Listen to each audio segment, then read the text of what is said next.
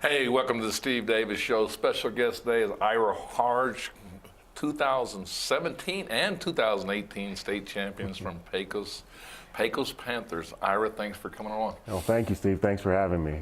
You know, that's a nice little bell, right? Back to back, 2017, 2018. I like it too, and believe me, the community of Pecos really loves it. So, well, let's go back a year. You know, because for some reason we didn't get on. You didn't get on the Steve Davis Show, and we didn't get to reminisce or anything and talk about first year head coach, right? 2017, or was this your second one? I'm in my fifth year. It just seemed like the other day you were at the old studio in Wyoming doing shows and stuff. Time flies, doesn't it? It absolutely does. So Russ Gilmore was the coach in 12-13 and then left, and then so I was hired 13-14. Dismal season, dismal. We went 5-22. So we've come a long way. So first season 5-22, second season 16-14. Then the next season 23-6, and then the next season 29-1, and was 2017. That's when we won state, and then of course this year we went 28-3 and won state again. So truly blessed. Really, it's been a wonderful ride. Well, since Alzheimer's has set in as we as we talk, but back to when you started, Russ Gilmore, he kind of set the stage, didn't he? I mean, kind of I would say the mental attitude to what it takes to win. Is that because one, and you'll agree with me, the northern part of the state is passionate basketball fans on within a 40-mile radius of Pecos. Right. It doesn't get any better than that. Right. I mean, you talk about Esmeralda, Santa Fe High, Santa Fe, St. Mike's, Mora, West Las Vegas, Robertson. Yes. I mean, you sit there and the gyms are packed on both the women and the girls. I mean, the girls and boys side. Absolutely, absolutely. It's Northern New Mexico basketball is some of the best basketball in the state. I mean, people come from all over, and people are just so passionate about it. Coaches get yelled at from parents, and referees do because of the emotion involved. I mean, we just love our basketball up north. I mean, like you said, from Pecos to Cuesta to Penasco to. I didn't even ask to bring those in. I mean, I'm just saying you go up even north. I mean, right. I'm glad you brought them up because I didn't want to get some hate mail or something. Right. No, we do. We love our basketball up there, and you're right. We bring in several large crowds to those arenas. So. I tell you, and you better get there early. I mean, it's like you got a C team and the C team game and JV game. You better get there earlier. Because the gyms are, they're very. I don't want to say that they're bad gyms. They're very unique gyms, right. and they're very well kept and very. I mean, it's take a lot of pride in those gyms, but they don't seat a lot of people. That's the whole point. Right. I mean, literally, people are sitting on top of you. I mean, even in my gym, I mean, I have fans right behind my bench, and so they're great. They're great arenas. And kind of going back to Russ Gilmore, when I was filming him for Proview, and we were sitting there, we were watching games, and after game we were talking, and he goes, "Ira, this is some really good basketball for 2A at the time." And he said it compares with 6A or 5A at the time. He said this is just great basketball, and probably one of the reasons I took the job after he left, because it's just awesome basketball to see. It's quick, it's fast, it's up tempo. It's just wonderful to watch. The population of Pecos, what's the population? It's not.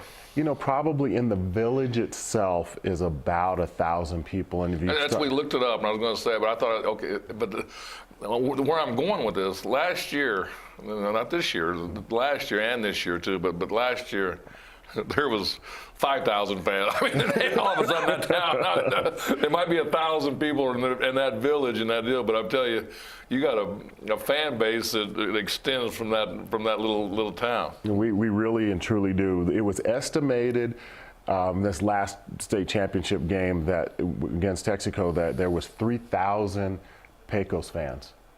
3,000. And the year before that, I think there may have been more.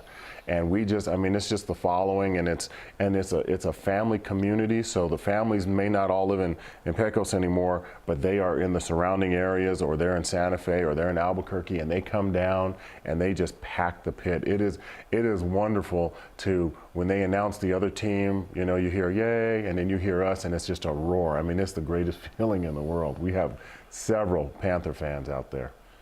I tell you, and it was just so neat. The year that your first year last year it was what a, you know, I guess the feeling of the fans. I mean, people just wanted to touch you. I mean, they wanted to be around you. I mean, it took you almost 2 hours to get up to where I could say hello. I mean, it was. I mean, you made it over, and I appreciate you, you know, coming and seeing me and talking to me. But it was, I mean, it would just seem like everybody followed you wherever you went, and I'm talking, and it wasn't like, you know, I wasn't doing a Henry T. exaggeration, okay? This was like the whole upstairs, and the mezzanine was just following you around wherever you went, and you couldn't get to talk to anybody. I mean, that's what happens when you win 2 in a row. I mean, it kind of died down a little bit. I got to talk to you a little bit. So what a wonderful feeling. We have some of the greatest fans in New Mexico. We really do. And you know, you come upstairs from the locker rooms, and you're just mobbed. I mean, the boys are mobbed, and you just, you know, you try and talk to, and my goal is you try to talk to everybody, because you know what, without those people there, we may not win. And so, you know, I may have had a following, but I was, you know, their friends, their family, their extended family, and it is just a great feeling, and I'm so happy for the community of Pecos, and I'm so happy to be a part of it. So you wore that green pretty proud. You got that Panther, you got that Panther. You can't see it. It's black. Oh, yeah, it is a little bit. You know, I'm looking at this deal. The green did show up a little bit. You got the green screen behind you, but it did pop up there. So. Yeah. But, hey, we're going to go to the Dream Style Top 10 Plays of the Week and come back and talk more about Pecos Panthers and the state championship victory in the last 2 weeks ago.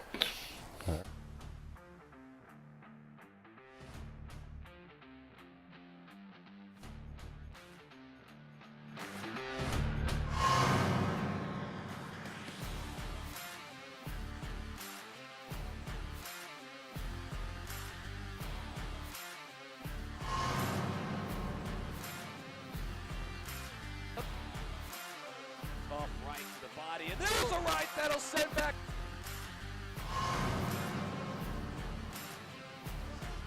Wild left, and Lucero fires some right back.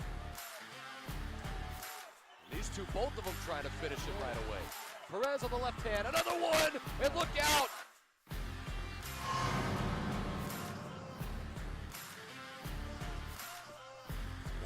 Straub, that's it on the line to center. Way back That's there. deep. It's going to Let's send go. it back. It's going all the way to the wall. Around to score easily, Autry.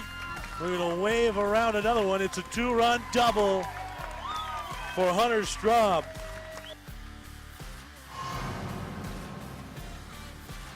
It's a couple on the right hand and the left. And Ruiz is running. Ruiz needs to pick that left up before. And Castillo.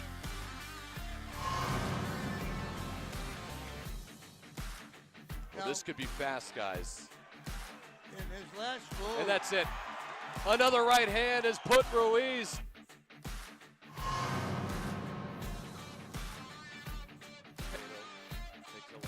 Oh, he's going to go down on the right hand. Mongoose Baca.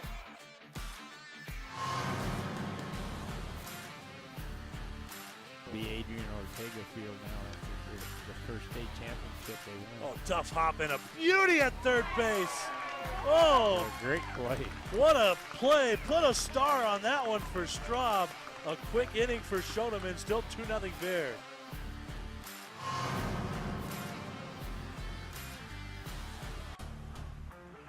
Left hand. My Torres, look out. Rodriguez is in trouble. A right hand. Another. And that's it. Rocky Burke has said that is it.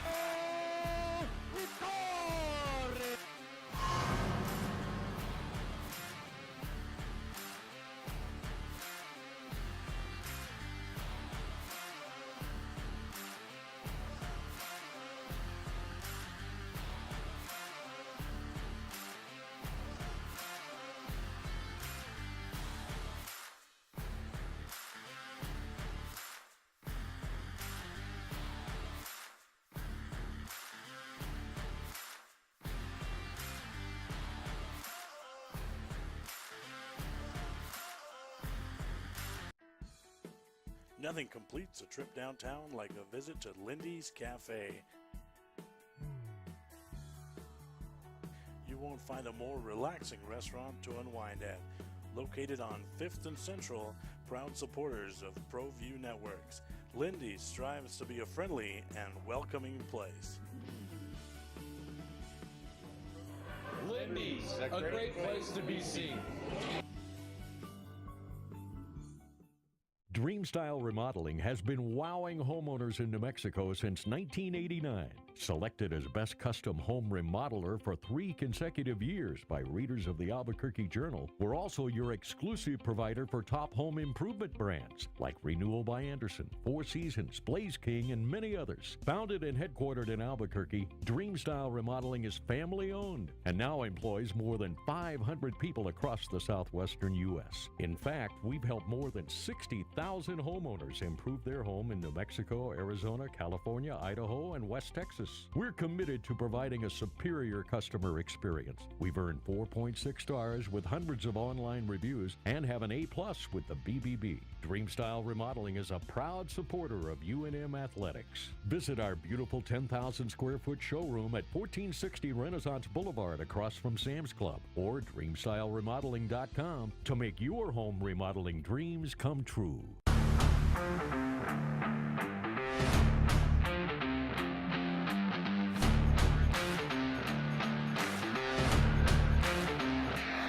Hey, welcome back to the Steve Davis Show. We've got Ira Harge, the 2017-2018 Pecos Panthers state champions and head basketball coach and for the boys. And again, that's a mouthful. I mean, I got that out there. You did well. But let's just go back. We went back last year. Let's go back to this is your 5th year, and so we have 2 state championships. And then you have a semifinals appearance, and then you have a appearance to the state tournament. And right. Kind of give me the history of that for the town of Pecos. Sure. My first year, again, I told you we went 5-22. Second year, we and you thought you were a great coach, didn't you? I was a great coach when you first show up there, right? So you go 5-22, you get real humble real quick. No, you thought, hey, that's why Gilmore left, right? No, you know what? I had a wonderful bunch of boys that year, and we were just young. Right. We were very young. No, you told me that. Yeah, you told me that. I remember talking to you that you enjoyed the coaching, and you're putting your system in and putting your values and your whole,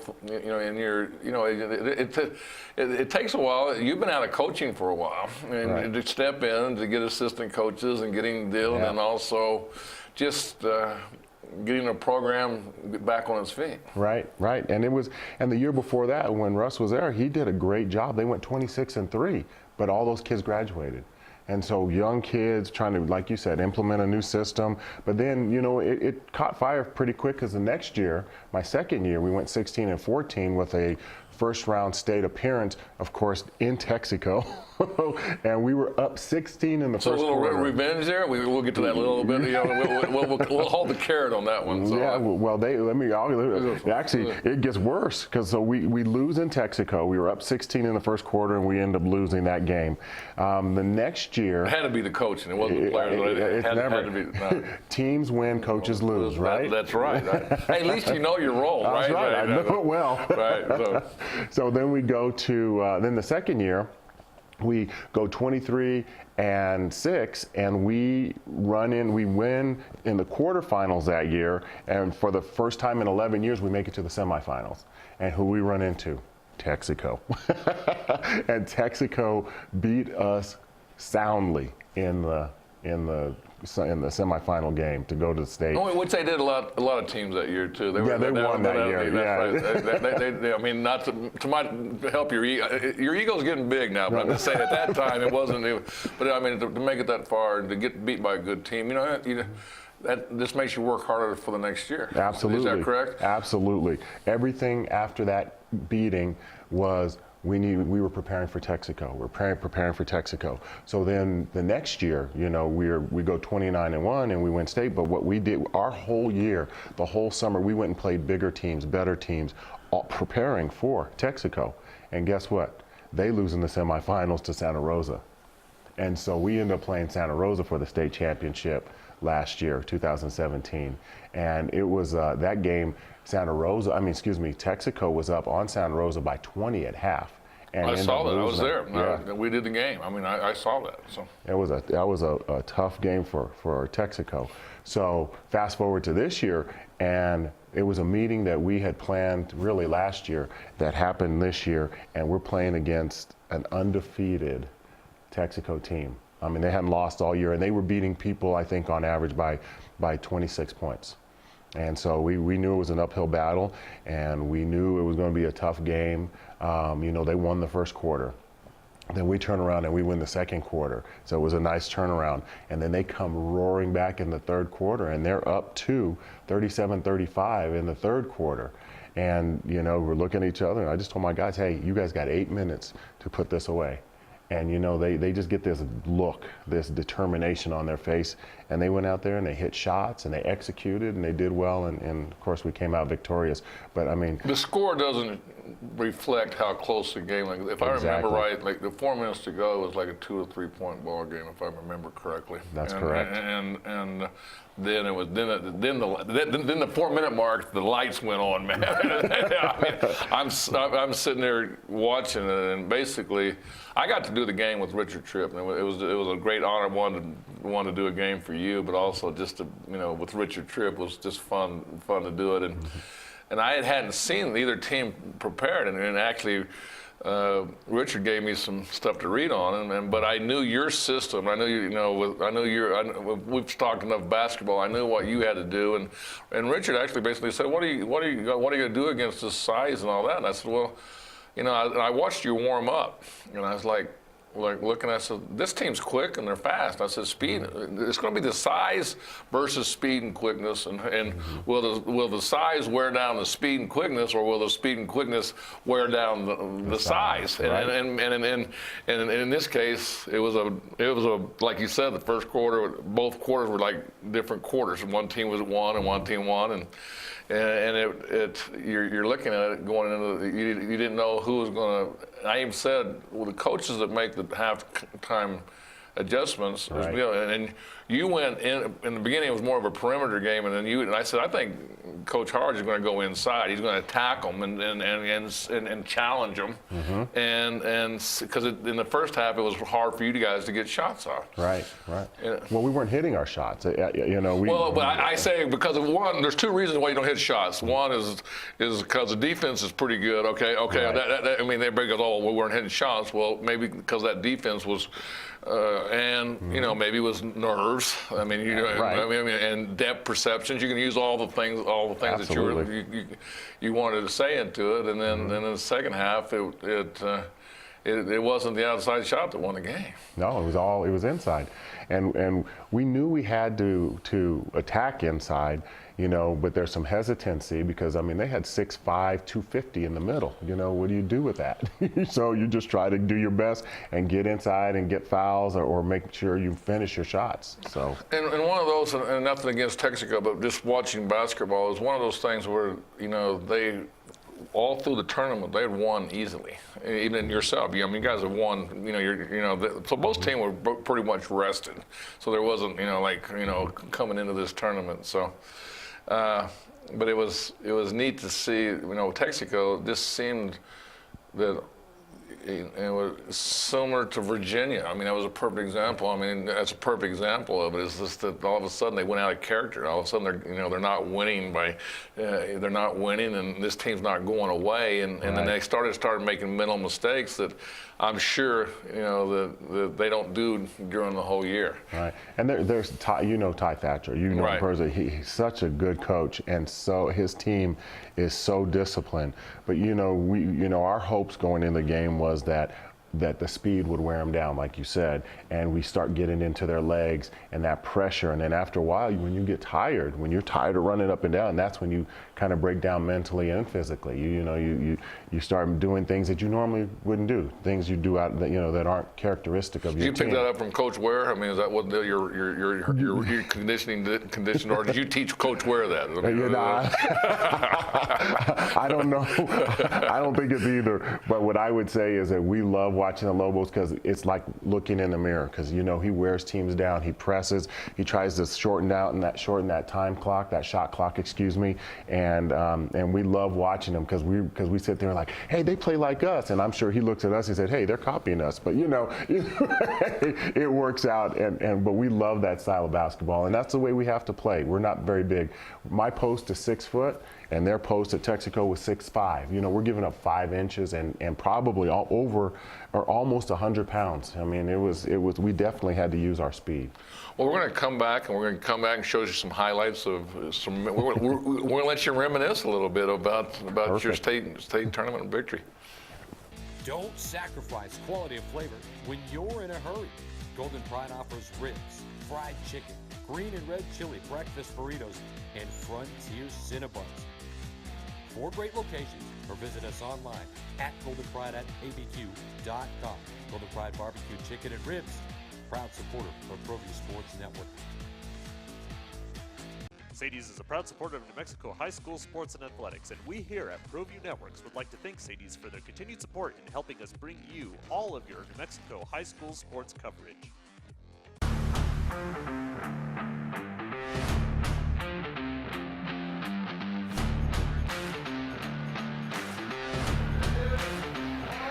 Hey, welcome back to the Steve Davis Show. We got Ira Harge, 2017, 2018, back-to-back state champions. 3, I threw that 3A in now. 3A state champions, boys basketball, and Pecos Panthers. You know what? I might be good after this. You know, if we do another segment. But I want to have Josh show you this clip. I mean, he's got some little bit of highlights of your victory here, so you might want to be the play-by-play guy here for me.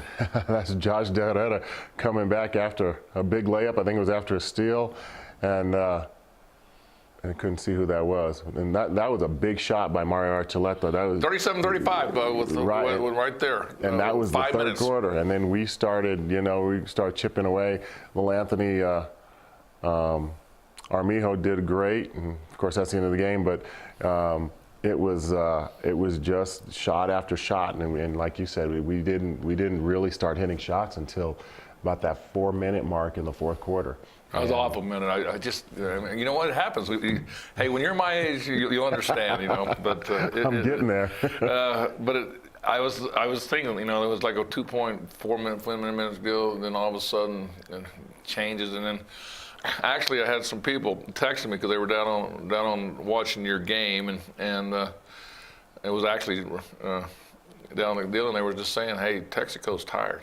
I mean, and they were, that's when I started even announcing is that do they have enough energy to finish this game, and because you got them into a running up and down game, and the first, the tempo was kind of theirs in that first half. Y'all really weren't in sync. Is that? I mean, you're not hitting shots. You're not in sync. But you may be still in sync, but you're not hitting shots. So the score reflects that you're not playing as good. You may be playing great, but this ball's not going in. Well, no, I mean, our game plan was to push the ball. We in the first quarter we were, I can't say we were walking it up the court necessarily, but we definitely weren't running. But their zone was yes. And that's something that's hard to teach, to run against the zone. You still push the ball, but when you see the zone and then you're thinking, well, I got this guy here. It seemed like people were thinking in the offense instead of reacting. Right. Well, and the other thing that as you kind of alluded to is they're long. They're taller than they look. I mean, they in every position they were taller than us, and they were long. That zone is kind of reminiscent of Syracuse. I saw y'all were actually having to think. I mean, because of the length, and you were probably starting your offense probably 2 or 3 feet further than one. I got to ask you a question. Did the 3-point line mess any of you guys up?